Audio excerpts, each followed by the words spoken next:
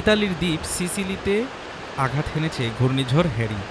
প্রবল বাতাস ও টানা বৃষ্টিতে দ্বীপ জুড়ে জরুরি অবস্থা জারি করা হয়েছে। ঘন্টায় প্রায় ১০০ কিলোমিটার বেগে বাতাস বইতে থাকায় বহু এলাকা থেকে বাসিন্দাদের সরিয়ে নেওয়া হয়েছে।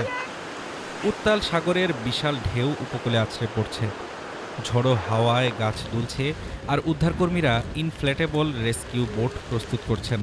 এছাড়াও বিভিন্ন সড়কে পুলিশ সদস্যদের স্থানীয়দের নিরাপদ এলাকায় সরিয়ে নিতে দেখা যায়।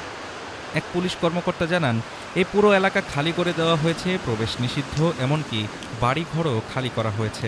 কারণ পরিস্থিতি অত্যন্ত ঝুঁকিপূর্ণ। অনেকে সমুদ্র দেখতে নামছেন, কিন্তু তারা বুঝতে পারছেন না এতে তারা নিজের জীবনকে গুরুতর ঝুঁকির মুখে ফেলছেন।